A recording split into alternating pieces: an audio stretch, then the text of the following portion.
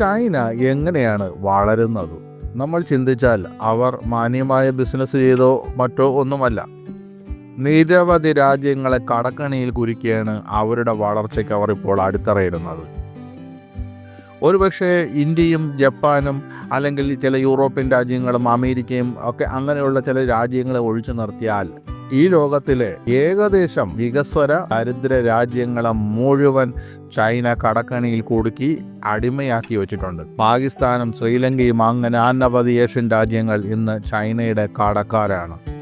വലിയ പലിശ ചൈനയ്ക്ക് കൊടുക്കേണ്ടി വരും. ഒരു റിപ്പോർട്ട് പ്രകാരം ലോകത്തിലെ 100-ലധികം രാജ്യങ്ങളെയാണ് ഈ ചൈന കടക്കണിയിൽ കുരുക്കിയിരിക്കുന്നത്. ഇതുമൂലം ലോകത്തിലെ ഏറ്റവും വലിയ കടം തിരിച്ചു പിടിക്കുന്ന രാജ്യമായി ചൈന ഇപ്പോൾ മാറിയിരിക്കുന്നു. ഓസ്ട്രേലിയൻ തിങ്ക് ടാങ്ക് ലോവി ഇൻസ്റ്റിറ്റ്യൂട്ടിൻ്റെ കണക്കനുസരിച്ച് 2025 ചൈന വികസ്വര രാജ്യങ്ങളിൽ നിന്ന് മാത്രം 3 ലക്ഷം കോടി രൂപ തിരിച്ചു പിടിക്കുമെന്നാണ്. ഒരു ദശാബ്ദം മുമ്പ് 2013 president Xi Jinping belt and road initiative ആരംഭിച്ചപ്പോൾ ഈ പദ്ധതിക്ക് കീഴിൽ ചൈന ഈ വായ്പകളെല്ലാം വാരിക്കോരി നൽകി. ലോകമെമ്പാടുമുള്ള 150ഓളം രാജ്യങ്ങൾ ചൈനയുടെ ബെൽറ്റ് ആൻഡ് റോഡ് ഇനിഷ്യേറ്റീവ് പദ്ധതിയുമായി ബന്ധപ്പെട്ടിരിക്കുന്നു. എന്താണ് ഈ ബെൽറ്റ് ആൻഡ് റോഡ് ഇനിഷ്യേറ്റീവ് പദ്ധതി? പൗരാണിക വ്യാപാരപാതയായ സിൽക്ക് റൂട്ട്, നമ്മൾ ചരിത്രത്തിൽ പഠിച്ചിട്ടുണ്ട് സിൽക്ക് റൂട്ട്. ഈ സിൽക്ക് റൂട്ട് പുനരുജ്ജീവിപ്പിക്കുക എന്ന ലക്ഷ്യം വെച്ചുകൊണ്ടുള്ള ചൈനയുടെ ഒരു സ്വപ്ന പദ്ധതിയാണ് വൺ ബെൽറ്റ് വൺ റോഡ്. മധ്യ ഏഷ്യയിലേക്കും യൂറോപ്പിലേക്കും സാമ്പത്തിക പാത തുറക്കാൻ ചൈന ഇതുവഴി ലക്ഷ്യമിടുന്നു. അടിസ്ഥാനപരമായി ഈ ലക്ഷ്യമിടുന്നത് ചൈനയുടെ മാത്രം വളർച്ച ലക്ഷ്യമിട്ടുകൊണ്ടാണ്. അല്ല, ചൈനയ്ക്ക് മറ്റാരെയും നന്നാക്കണമെന്ന് വലിയ താല്പര്യമൊന്നുമില്ല. ആഗോള GDPയുടെ 40% ഈ മേൽപ്പറഞ്ഞ 150 രാജ്യങ്ങൾ ആണ് വഹിക്കുന്നത്. 42 രാജ്യങ്ങളുടെ മേലുള്ള ചൈനീസ് കടബാധ്യത അവരുടെ GDPയുടെ 10% കൂടുതലാണ്. 2017 ലോക ബാങ്കിനെയും IMFനെയും മറികടന്ന് ചൈന ലോകത്തിലെ ഏറ്റവും വലിയ വായ്പാ ദാതാവായി മാറിയിരിക്കുകയാണ്.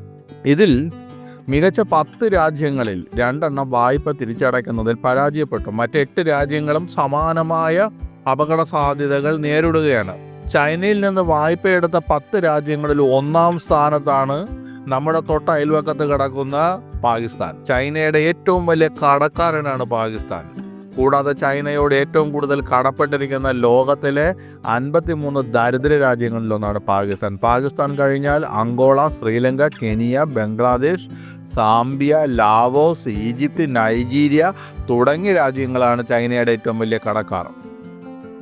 ഓസ്ട്രേലിയൻ വിദേശ നയ തിങ്ക് ടാങ്ക് ലോവി ഇൻസ്റ്റിറ്റ്യൂട്ട് പുറത്തിറക്കിയ ഒരു റിപ്പോർട്ട് പ്രകാരം 75 ദരിദ്ര രാജ്യങ്ങൾ ഈ വർഷം ചൈനയ്ക്ക് റെക്കോർഡ് കടം ഗഡുക്കളായി തിരിച്ചടയ്ക്കേണ്ടി വന്നു. തിങ്ക് ടാങ്ക് ലോവിയുടെ കണക്കുകൂട്ടലുകൾ പ്രകാരം ലോകത്തിലെ 75 രാജ്യങ്ങൾക്ക് ചൈന $35 ബില്യൺ വായ്പ നൽകിയിട്ടുണ്ട്. ഷി ജിൻപിങ്ങിൻ്റെ അഭിലാഷ പദ്ധതിയായ ബെൽറ്റ് ആൻഡ് റോഡ് ഇനിഷ്യേറ്റീവിന് കീഴിലാണ് എല്ലാ ദരിദ്ര രാജ്യങ്ങൾക്കും ഈ വായ്പകൾ നൽകിയത്. ഇതിൻ്റെ കീഴിൽ ദരിദ്ര വികസ്വര രാജ്യങ്ങൾക്ക് സ്കൂളുകൾ, പാലങ്ങൾ, ആശുപത്രികൾ, റോഡുകൾ, ഷിപ്പിംഗ്, വിമാനത്താവളങ്ങൾ എന്നിവയുടെ നിർമ്മാണത്തിനായി ചൈന വലിയ തോതിലാണ് വായ്പ നൽകുന്നത്.